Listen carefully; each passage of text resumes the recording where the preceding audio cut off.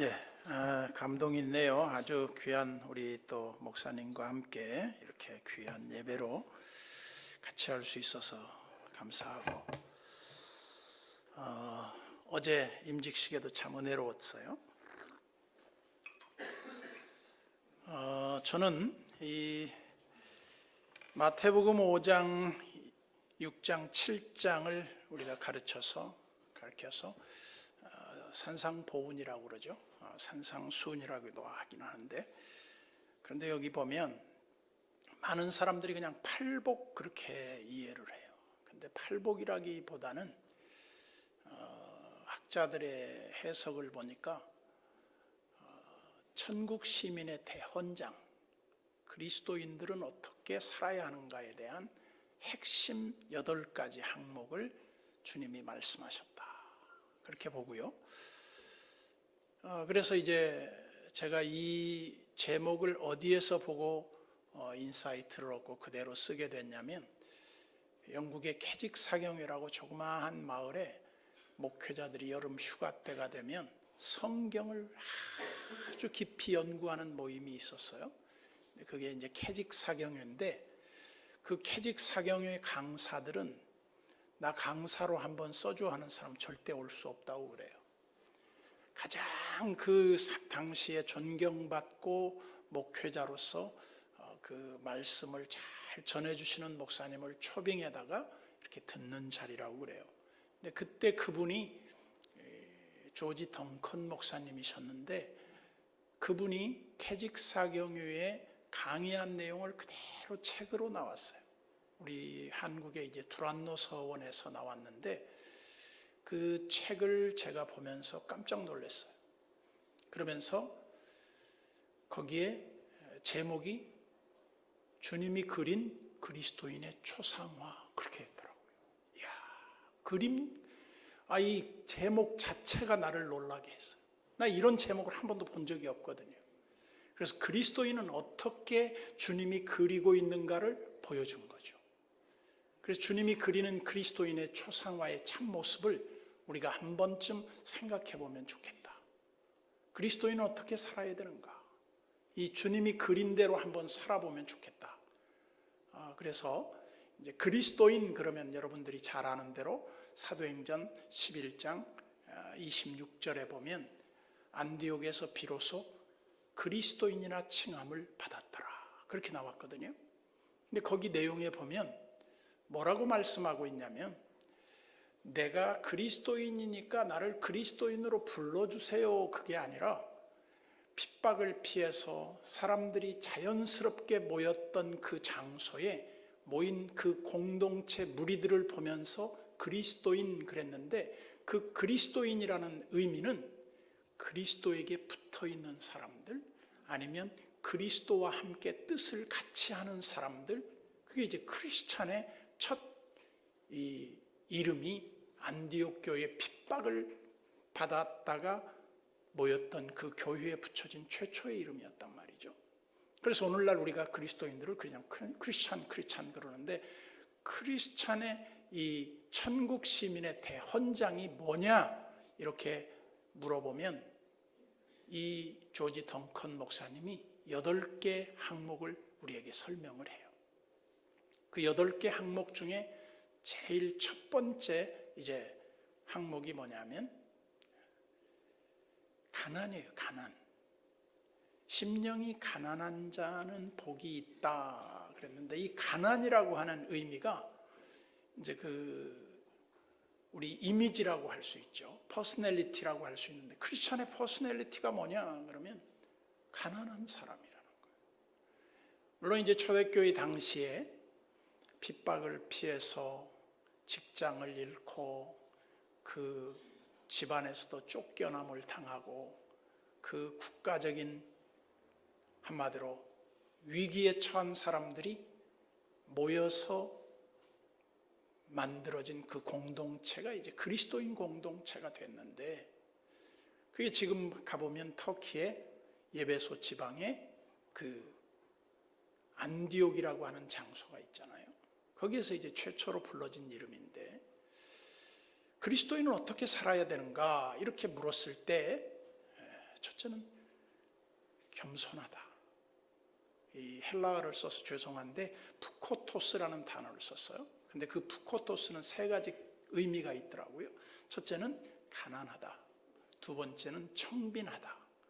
세 번째는 그야말로 아무것도 내놓을 것이 없는 거지처럼 굽실거리는 사람들.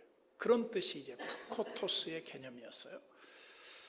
그래서 이런 그 세 개념을 떠올리면 오늘날 그리스도인이라고 하는 그 신분을 가진 사람들은 어떻게 살아야 되는가 하는 것을 개념적으로 딱 이해가 되죠. 겸손하고 깨끗하고 그 다음에 다른 사람한테 잘난 척하지 않고 굽실거리는 사람들이다. 이 자체만 해도 그리스도인은 어떻게 살아야 되는가 하는 걸 딱 개념이 잡혀요. 그리고 바로 이어서 두 번째는 어떤 사람을 말하고 있느냐면 애통하는 자. 그래서 애통하다. 애통한다는 말은 영어 성경으로 보면 이제 broken heart로 돼 있어요. 깨어진 마음을 가진 사람들. 우리가 그러잖아요. 그릇은 깨어지면 갖다 버려요. 그러나 하나님의 백성들은 깨어질수록 향기가 나요. 짓밟힌 장미처럼, 백화파처럼 말이죠. 우리가 깨어지고 밟혀지고 우리가 고통을 받을수록 더 향기로운 그리스도인으로 살아간다고 하는 것을 우리가 반증할 수 있어요. 그래서 우리가 하나님 앞에서 거룩한 삶을 추구할 때 우리 스스로 하나의 자기 그 한계를 느끼는데 왜 나는 주님이 원하는 그런 삶을 살지 못할까? 그에 대한 거룩한 기준에 미달됨에 대한 그 깨어짐의 마음이 우리에게 있어요. 여러분들이 우리가 그리스도인 된다고 하는 것은 그리스도에게 부름받았을 때 제일 중요하게 여겨야 하는 가치가 뭐냐? 그러면 깨어짐이에요. 깨어짐. 깨어져. 쓸모없는 존재와 같아요. 그런데 하나님이 우리를 귀한 그릇으로 새롭게 사용하신다는 거예요. 그래서 우리가 이 깨어짐이라고 하는 것은 하나님 앞에서 거룩한 의지가 불탈 때만이 생길 수 있는 마음이다 하는 거죠. 그리고 이제 세 번째로 온유한 자는 복이 있다 그런다. 온유한 부분을 다루었는데요. 온유라고 하는 개념이 우리말로는 그냥 좀 말도 없고 그냥 그렇게 사는 사람처럼 느껴지는 게 온유의 좀 개념인데 이 조지 덩컨 목사는 어떻게 봤냐면 침묵하는 사람으로 봤어요. 침묵하는 입술. 그래서 우리 그리스도인을 그린다면 누더기 옷을 입었죠.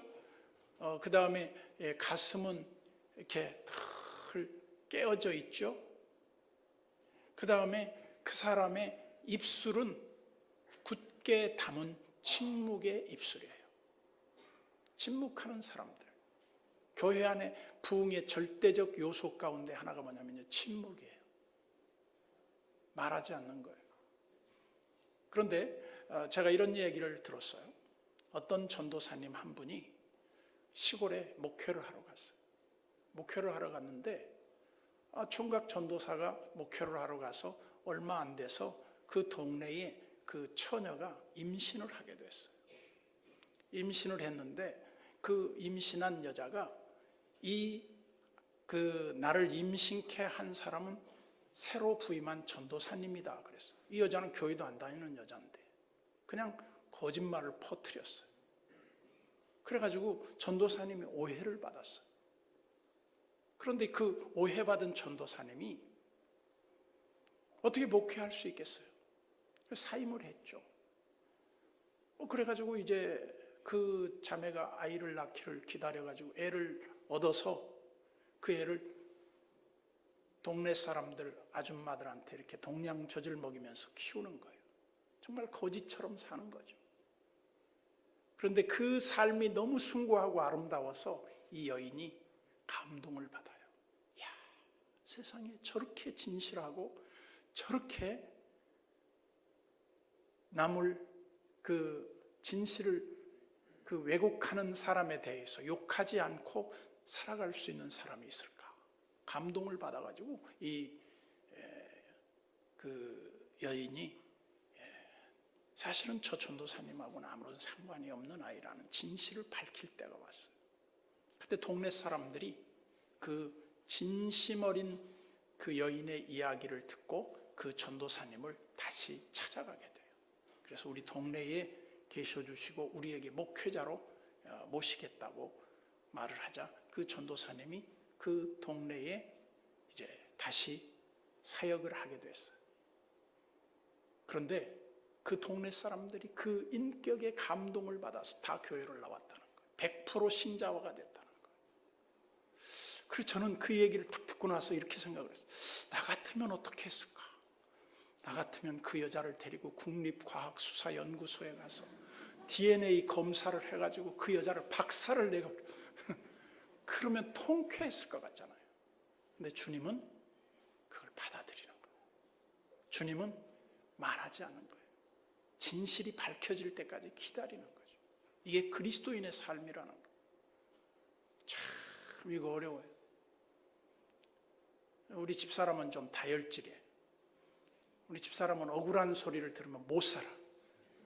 그래가지고 누가 억울한 소리 했다 그러면 전화해가지고 가서 바로 대질신문으로 들어가는 형이에요. 그래서 제가 우리 집사람한테 그랬어요. 여보, 당신이 나를 목회를 도와주는 방법 가운데 하나는 제발 가만히 있는 거다. 그랬더니 우리 집사람이 한 수 더 떠서 저를 되치게 하는데 이렇게 말하더라고요.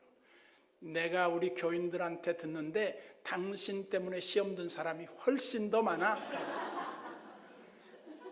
할 말이 없더라고요. 그래서. 그럴 수밖에 없겠죠. 목회자가 말하다 보면 전혀 의도하지 않았는데 성도들이 상처를 받을 수도 있어요. 정말 그 사람을 겨냥한 말이 전혀 아닌데 오해를 할 수도 있어요. 그렇겠다. 그래서 그 뒤로는 제가 이제 말을 안 하죠. 그래서 우리 그리스도인은 어떤 사람들이냐면 침묵하는 사람들이다. 그래서 웅변은 은이고 침묵은 금이다 하는 말이 있어요. 우리 그리스도인들에게 한 번쯤 생각해 볼 그 덕이 뭐냐? 침묵하는 것이다. 침묵하는 사람이 멀리 내다보면 승리하는 사람이다. 억울한 오해와 누명을 다 뒤집어 쓰고 그거를 참아내는 거죠. 그때 우리 영혼의 보석이 되는 거예요. 그 다음에 이제 네 번째로 우리가 봐야 할 부분이 의에 줄이고 목마른 삶. 의에 줄이고 목마르다는 말이 이 조지 덩컨 목사님은 뭘로 봤느냐 봤더니 그리스도인의 무릎으로 봤더라고요. 그리스도인은 무릎으로 사는 사람들인데 기도보다 앞서지 않는 사람들이라는 거예요. 그래서 제가 외국에 나가서 보니까 낙타를 탈 일이 몇 번 있었어요. 근데 낙타가 큰 덩치인데 그 덩치 큰 낙타들이 말이죠. 사람을 이렇게 등에다 실을 때 되면 무릎을 탁 꿇고 있어. 그래서 낙타는 한 번도 그냥 이렇게 일어나는 법이 없어요. 무릎을 꿇었다가 일어나요. 그래서 우리 크리스찬들을 뭐라고 말합니까? 낙타 무릎. 무릎으로 사는 사람들.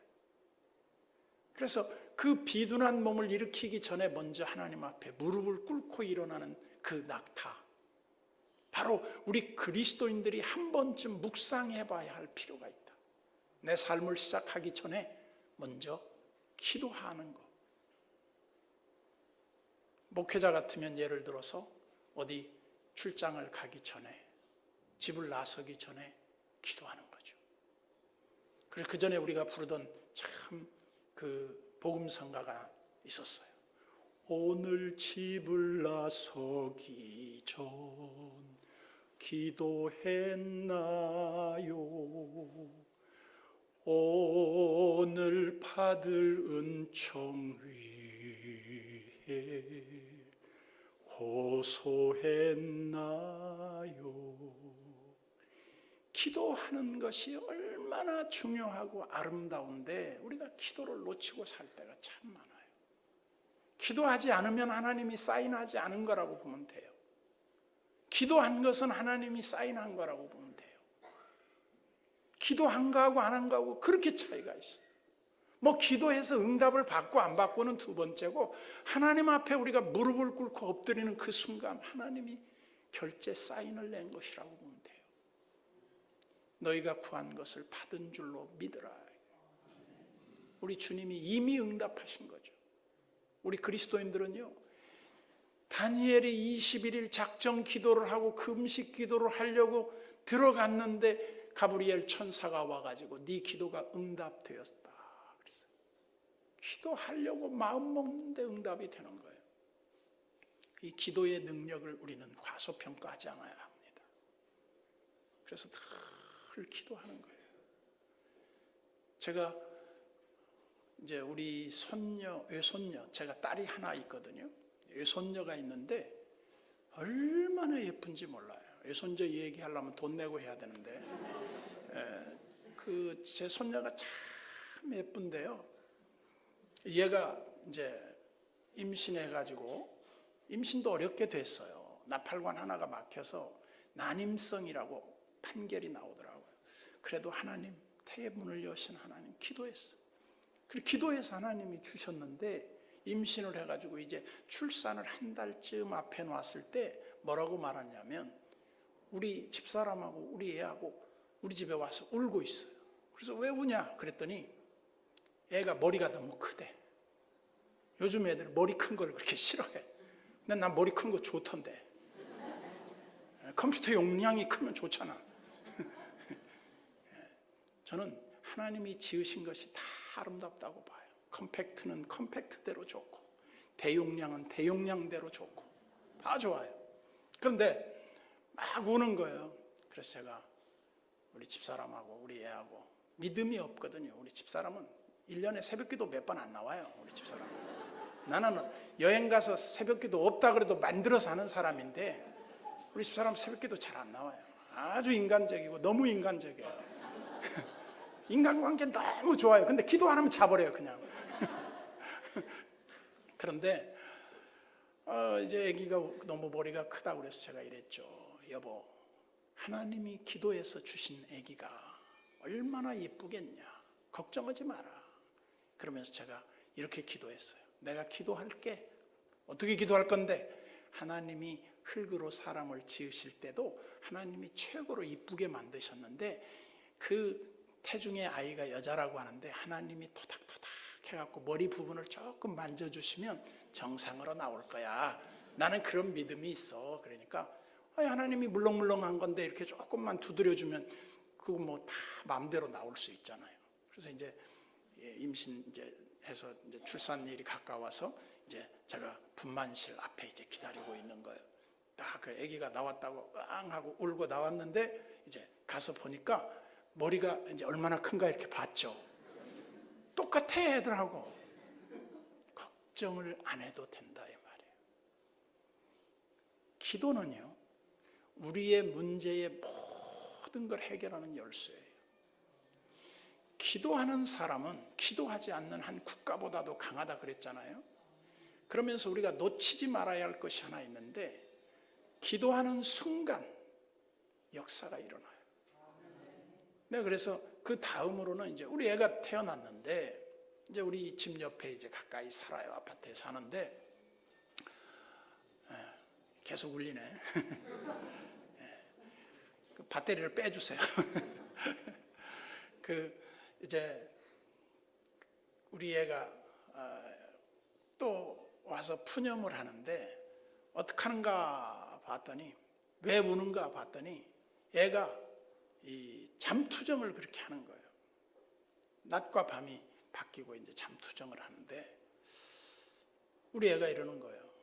야, 애기가 울면 좀 안고 재워야지. 그랬더니 애가 이렇게 말하는 거예요. 프랑스 아이들은 이렇게 키웠다는 책이 있더라고요.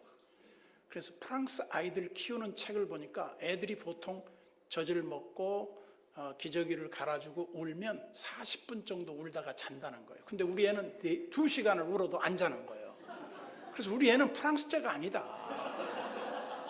우리 애는 순국산인데 네가 프랑스제로 대하니까 애가 어렵다. 그래가지고 제가 이제 걔가 어려움을 겪는 걸 보고 기도했죠. 내가 오늘부터 기도하겠다 그랬어요. 새벽에. 그랬더니 기도하면 뭐가 달라지냐 하는 반사적인 그런 표현을 이렇게 내가 느낄 수 있었어요. 그래서 내가 그랬어요. 하나님 아버지, 우리 애가 믿음이 없습니다. 여러분, 목사 딸들이 별로 믿음이 없어요. 그래가지고 안타까워서 이제 간절히 기도하는데, 기도하고 그날 제가 이제 걔네 집을 갔어요. 가서 아기를 딱 안고, 이제 한 20일 조금 넘었을 거예요. 이제 그 산후조리원에서 막 이제 나와가지고 아기를 딱 안고, 이제 21일 조금 넘은 애를 데리고 내가 이렇게 얘기를 했죠. 이제 우리 손녀 이름을, 제가 처음에 이름을 뭐라고 지으려고 그랬냐면, 하나님이 주신 선물이니까 하선이, 하나님의 선물. 또 두 번째는 귀한 선물을 하나님이 주셨으니 귀선이. 그 다음에 하나님의 축복의 선물이니까 축선이. 그래가지고 제가 이렇게 이름을 지으려고 했더니 우리 애가 안 된대요. 그 이름을 지으면. 야, 그 좋은 이름을 왜 싫어할까? 그래서 이름을 이제 아임이라고 지었어요. 영어식으로 이제 부를 수도 있고. 그래서 아임, 그래서 지었어. 그 애를 내가 데리고, 아임아, 축선아, 하나님이 너를 이렇게 이 땅에 보내주셨는데 너 지금 엄마를 힘들게 하는 것 같아. 네가 그래, 엄마 좀 도와줘야 돼. 이 얘기를 하는 거예요, 그냥. 그리고 낮에 놀고 밤에 자는 거야. 그리고 나하고 함께 가서 요람애가 자자. 그리고 이제 요람애 데리고 내가 누이면서 애한테 이 얘기를 하고 딱 누이는데 20분 안에 잠이 딱 드는 거예요. 울지도 않고. 기도는요, 만사형통의 열쇠예요. 사람들은 기도해보지 않고 힘들다고 그래. 기도해봐라 이거예요. 기도해봐라. 진심으로 하나님 앞에 무릎을 꿇어봐라 이거예요. 저는요, 수없이 경험합니다. 하나님 앞에 우리가 기도하는 순간 이렇게 역사를 바꾸시는 하나님이시구나. 사람들은 가끔 그렇게 생각해요. 기도한다고 다 되냐? 되려니까 되고 우연히 되는 거지. 그래서 기도하지 않는 사람에게는 그 우연이 일어나지 않아. 우연 같은 일이 일어나지 않아. 그래서 그리스도인은 무릎 꿇는 사람이다. 낙타 무릎이 될 때까지 무릎을 꿇는 사람이다. 여러분, 그래서 기도를 서서 할 수도 있고 앉아서 할 수도 있고 여러 가지 할 수 있는데 제일 좋은 기도가 뭐냐? 하나님 앞에 무릎 꿇는 거예요. 하나님 앞에 겸손하게 무릎을 꿇어보는 거예요. 지금도 저는 강대상 앞에 새벽 기도를 마치면 무릎을 꿇어요. 외부에서 나오신 장로님 한 가정이 있는데 그 장로님이 어느 날 그래요. 목사님 꼭 그렇게 무릎을 꿇고 기도하십니까? 그래서 예, 저는 어렸을 때부터 그냥 습관이 그렇게 됐어요. 그 무릎 안 아프세요? 뭐 좀 아프다 말겠죠 뭐. 늘 무릎을 꿇어요. 무릎 꿇는 사람은요, 하나님이 책임져 주는 사람들. 그래서 무릎으로 사는 사람들이 되어야 한다. 누구보다도 아무리 바쁠수록 더 기도하는 그런 습관을 길러라 이거죠. 그 다음에 이제 긍휼히 여기는 자는 복이 있다 그랬는데 여기 긍휼이라는 말을 친절로 묘사를 했더라고요. 그래서 그리스도인은 손발이 다른 사람 앞에 이렇게 수고하다가 다 닳아지는 거예요. 손발이 다 닳도록. 엄마 아빠가 우리를 키우실 때 손발이 다 닳도록. 마찬가지예요. 교회에서 성도들을 섬기는 마음이 내가 좀 손발이 닳도록 수고하는 거예요. 그게 힘든 게 아니라 축복의 비밀이에요. 천국 시민은 원래 그렇게 사는 거다 이 말이에요. 그 다음에 여섯 번째로 마음이 청결한 사람 그랬는데, 마음이 청결한 사람은 어떤 사람을 염두에 두었는가 그러면 위선이 조금도 없는 사람이라는 거예요. 이 마음이 청결하다는 뜻을 어떤 사람은 이렇게도 봤더라고요. 우리가 듀얼 포커스를 갖느냐 싱글 포커스를 갖느냐, 우리가 한 가지를 바라보느냐 두 가지를 바라보느냐에 따라서 우리가 달라진다는 거예요. 그런데 이 싱글 포커스라고 하는 우리 내면 세계를 보면 하나님의 아름다운 그 마음으로 이 세상을 바라보고 하나님을 깨끗한 마음으로 바라는 사람들에게는 하나님이 그 사람에게 하나님으로 나타나 보여요. 형상이 보여지는 게 아니라 하나님이 나와 함께 하시는 구체적 증거들이 나타난다 이 말이죠. 그래서 제가 지난 금요일 새벽에도 말씀을 드렸죠. 하나님 앞에 무릎 꿇는 사람, 하나님 앞에 엎드리는 사람은 엎드리지 않는 사람이 당할 수가 없도록 만드시는데, 내 영혼의 갈망이 하나님을 간절하게 이렇게 추구할 때 하나님이 나의 하나님으로 나타나 주셔요. 그래서 마음이 청결한 자는 복이 있어요. 그리고 7번째로는 화평케 하는 자 그랬는데, 이 피스메이커라는 말 잘 아시죠? 그래서 이 피스메이커, 화평케 하는 사람은 무엇로 가능하냐면 혀예요, 혀. 그래서 서양 의학이나 우리 한의학이나 동일하게 첫째 그 진단 방법 가운데 하나가 뭐냐니까 혀를 보더라고. 혀가 건강하냐, 혀가 건강하지 않느냐에 따라서 우리 건강이 결정되더라고요. 첫째, 혀가 이렇게 붉고 두꺼운 혀를 가진 사람은 건강해요. 그래서 여러분들이 오늘 집에 가서 한번 설진을 해보세요.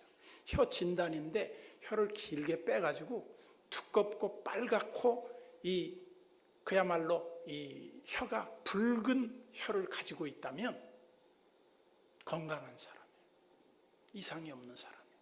근데 혀를 뺐는데 보니까 허연게 끼었다든지 이렇게 반점이 있다든지 그러면 그 사람은 지금 건강하지 않았거나 피곤하거나 둘 중에 하나예요.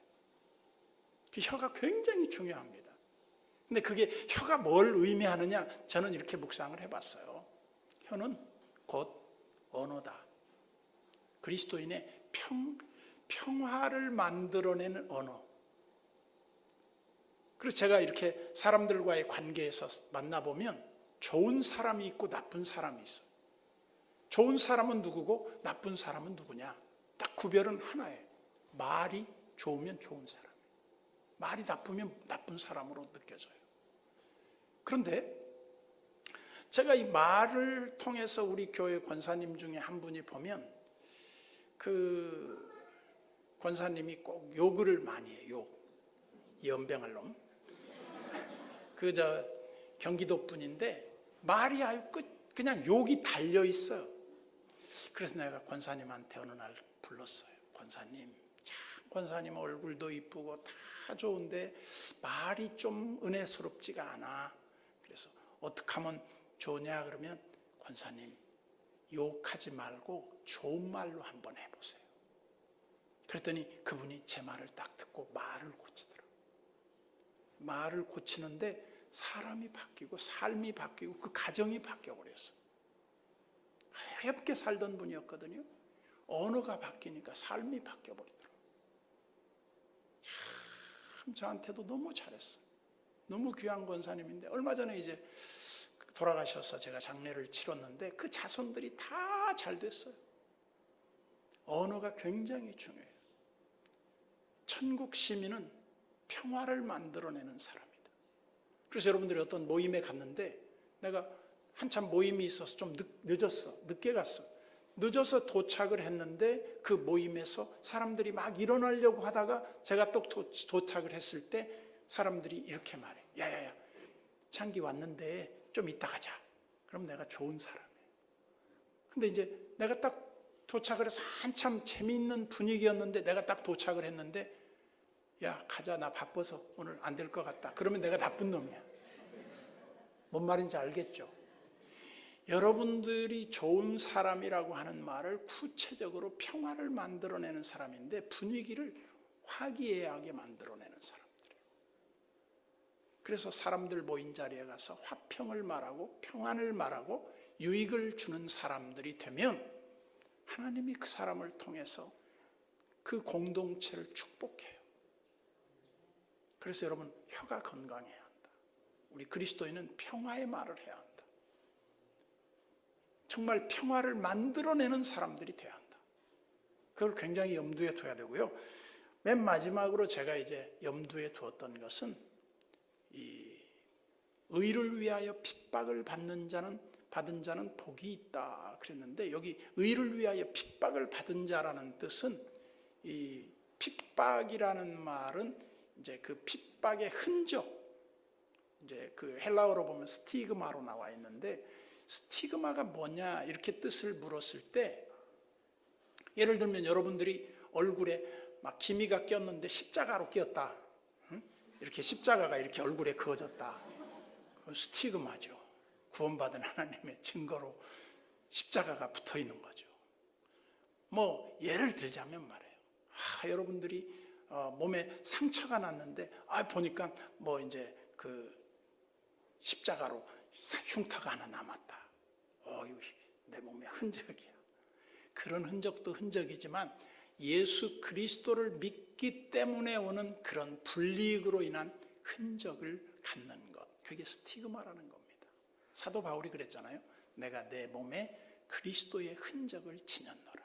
핍박의 흔적, 그 아픔의 흔적을 가졌다는 거예요. 이게 그리스도인의 참 신자의 그 증거라는 겁니다. 그래서 제가 그 청년 바보 의사라는 책을 봤어요. 그것은 그 영락교회, 서울 영락교회의 안장로님 아들이 안현수라고 하는 청년이 있었어요. 이 사람이 의대를 졸업하면서 얼마나 예수님처럼 살았는지 몰라요. 이 사람이 세상을 떠났을 때 그 병원에 그 조문객들이 3,500명이 왔어요. 근데 그 조문객으로 온 3,500명이 누구였느냐 봤더니 그 병원에 청소하시는 아줌마, 그리고 구두 닦기 아저씨, 그 주차 관리원들, 이런 분들이 다 자기 아들 죽은 것보다도 더 안타깝게 울면서 온 거예요. 실제로 말이죠. 얼마나 울었는지 사람들이 몰라요.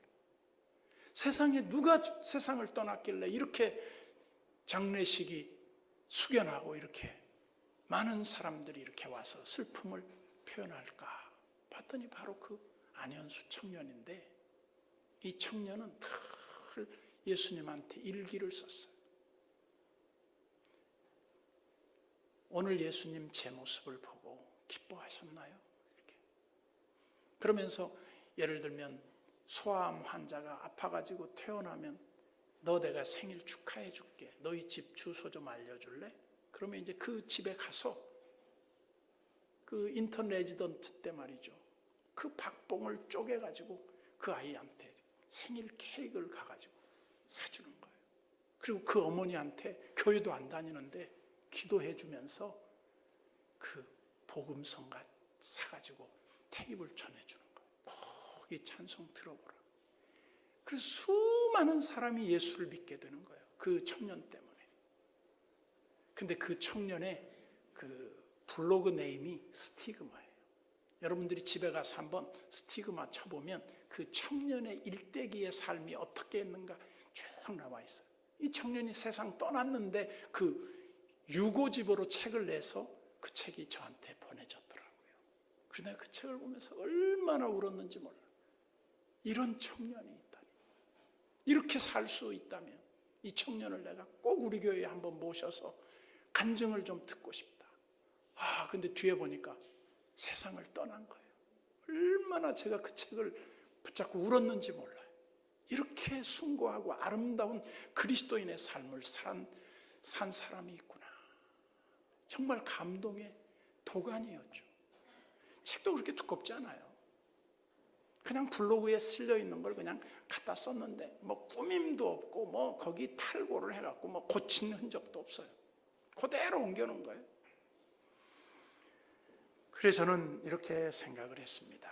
그리스도인으로 산다고 하는 것은, 천국 시민으로 산다고 하는 것은 이 8가지를 생각하면서 사는 것이구나. 겸손하게 사는 것, 애통하며 사는 것, 침묵하며 사는 것, 그리고 무릎으로 사는 것, 그리고 다른 사람을 위해 섬기는 손, 다른 사람을 위해 달려가는 발, 그리고 누구를 만나든지 깨끗함을 보여줄 수 있는 그런 청결한 삶을 사는 것. 그 다음에 모든 사람과 더불어 화목하게 사는 것. 그 다음에 내가 예수 믿는 사람으로서의 핍박의 흔적을 가지고 사는 사람들.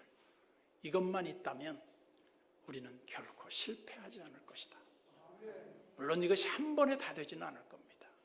성령의 9가지 열매처럼 하나하나 점검해 나가다 보면 우리가 예수님을 닮아가는 주님이 그린 그리스도인의 참모습을 우리 몸에 배어나오게 할 때가 있을 거라고 믿습니다. 기도하겠습니다. 거룩하시고 은혜로우신 하나님 아버지 감사드립니다. 50주년을 맞는